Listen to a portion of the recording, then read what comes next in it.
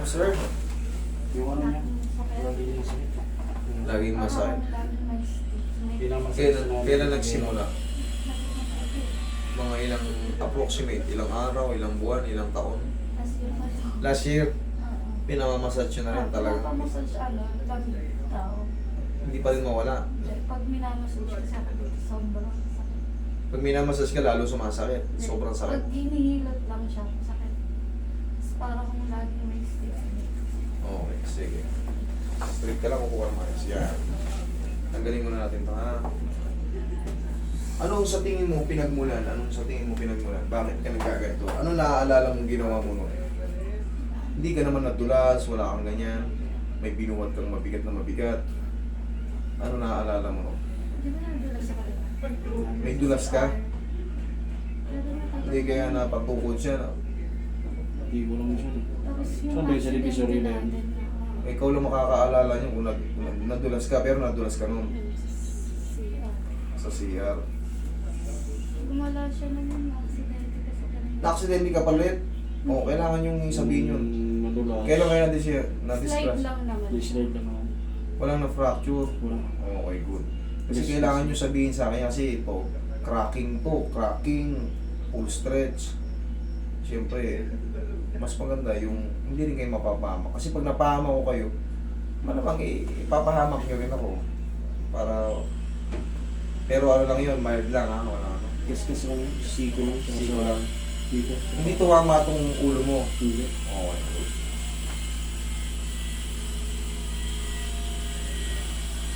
Pag ganito, minamassage nyo o pinapamassage nyo, hindi pa rin talaga nawawala. Kung lamig-lamig lang yun, very easy lang yun. Pagkakalamig lang kasi pag minassage yan, wala na. Pero ito, kumagal na ng taon, ina-actionan nyo naman, hindi pa rin talaga mawala. Kailangan yan talaga alignment. Baka may umusog sa mga vertebrae mo, yung cervical mo. Kaya naiipit. Itong mga nerve na to, pag ganun yan. Pag ganun. Marami yung nerve tutumuto yung pag ganun. Ayan o, ito yun. Kaya pati ito masakit yun. Dadaanan yan. Hanggang kamay. Yan. Okay?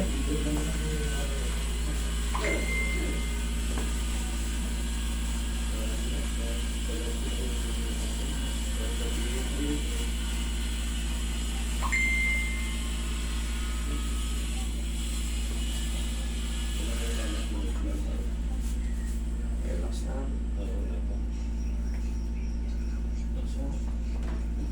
Yan. Sagot dyan. Sorry. Yan ang sagot dyan. Cracking na. Sagot dyan. Tapos mga 3 to 4 days, yan, observation.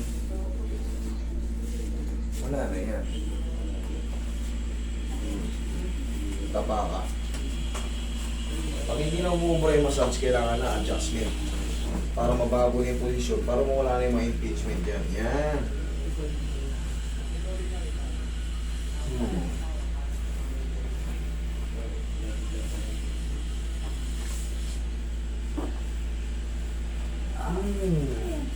Sarap. Sarap.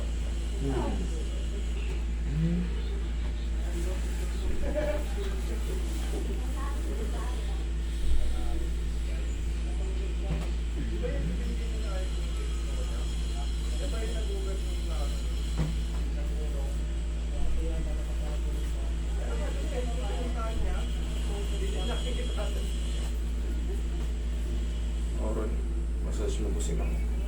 Tsaka papasok na yung massage. Ngayon, 1 to 2 days para mga mild. Pero pag naano na yun, mawawala na rin yun. Maliban na lang kung talagang palagi yung pilit pinamamassage, palagi yung pinapadurog. Akala nyo magturog, hindi. Naglalaman lang. Lalo lumalaki siya. Okay, tihaya ka ma'am. Inhale. Exhale.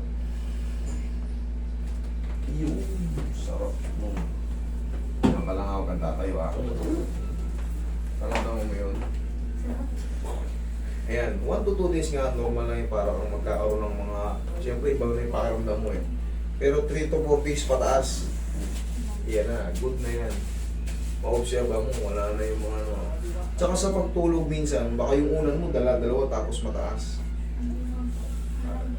Malambot naman. Okay naman sa unan. Talagang doon lang talaga sa mga... Okay, okay. Upo ka. Kailangan pag-ingatan din natin sa unan. Kasi kahit healthy tayo, upo ka pa gano'n. Kahit healthy tayo, nagkakaroon tayo ng stiff neck. Bakit? Kasi minsan, ang sarap ng tulog natin. Gano'n yung unan natin, 5 oras tayo nakaganyan. Pagising natin, ngalay na ngalay.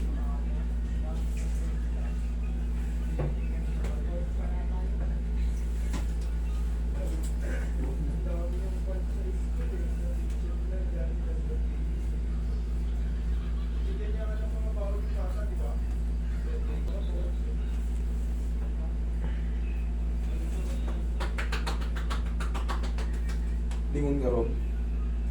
Kabila. Uy, sagad na. Ha? Wala na. Kasi Wala na. hindi ko masakit eh. Oo, kasalanan niyo yan ha, pumunta kayo rito. Okay, wag lang kayo maliligo today. Hayaan mo lang muna makapahinga yung leg mo, normal lang yan.